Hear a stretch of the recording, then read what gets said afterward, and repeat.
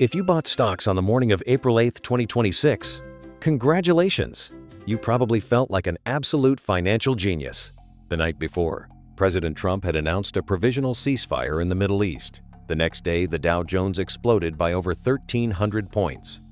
The financial media immediately branded it a relief rally. They told us that human optimism had returned, the oil shock was averted, and investors were buying because peace is fundamentally good for business. Millions of retail investors, everyday people checking their brokerage apps over their morning coffee, saw the headline, felt the fear of missing out, and aggressively hit the buy button. But here's the brutal truth about the modern financial system. Retail trading volume alone cannot structurally move the American stock market 1,300 points in a matter of hours. So who actually did the heavy lifting? The answer reveals a terrifying reality about how Wall Street operates today. The everyday people who bought the news weren't the main drivers of the rally. They were merely the spark. And more importantly, they provided the crucial exit liquidity for a massive automated wealth extraction machine. Today, we aren't just going to look at the ceasefire. We're going to examine the invisible plumbing of the stock market. We'll uncover how algorithms have evolved to weaponize news headlines, turning human sentiment into forced mechanical buying. And it all starts with understanding why the market was a powder keg, waiting to explode in the first place. Going into April, humans and machines actually agreed on one thing. Geopolitics looked terrible. Fear of global inflation was real. Consequently, hedge funds built up massive short positions, essentially betting that the market was going to crash. If you are new to finance, remember how shorting works?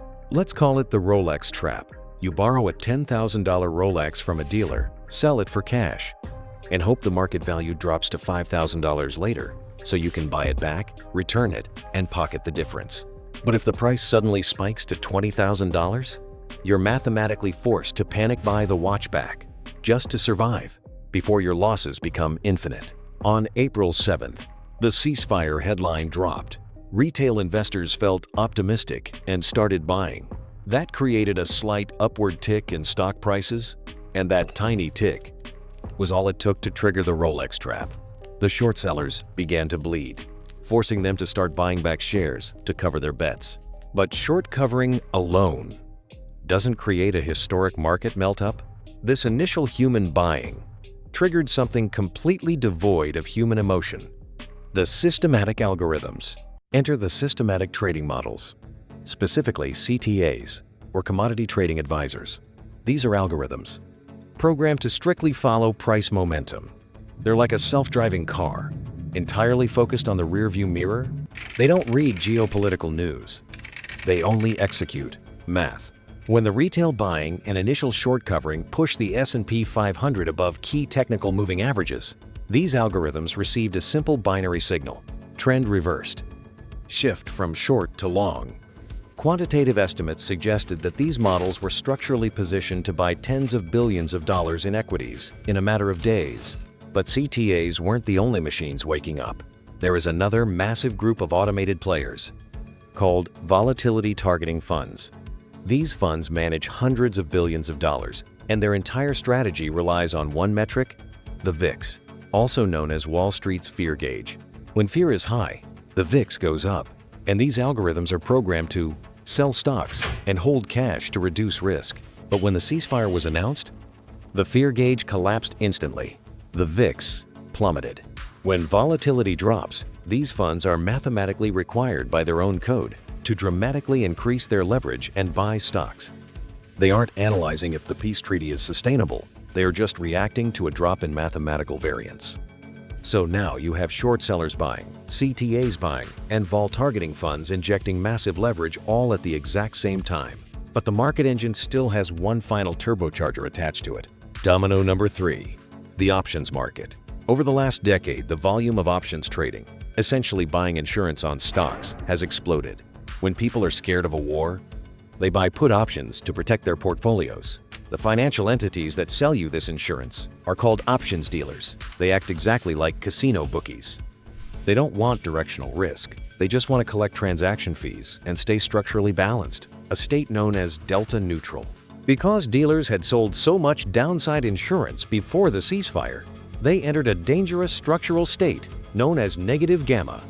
In practical terms, negative gamma means that if the market forcefully rises, these dealers are mathematically forced to buy the underlying stock aggressively to hedge their books and prevent massive losses.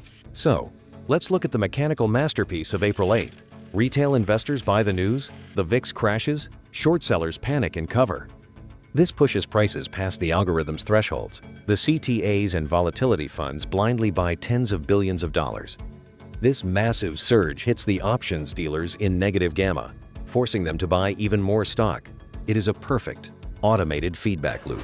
But what happens when the machines finally finish buying? This is where the story gets dark for the average investor.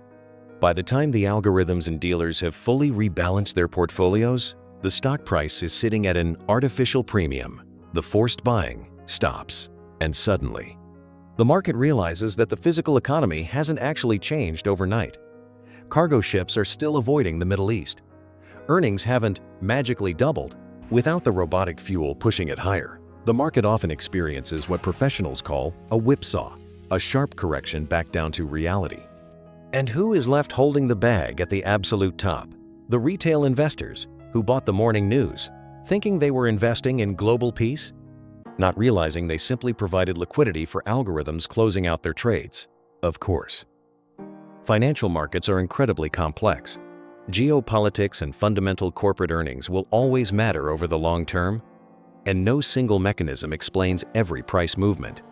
But events like April 8th prove that in the short term, structural money flows are increasingly the true masters of the tape.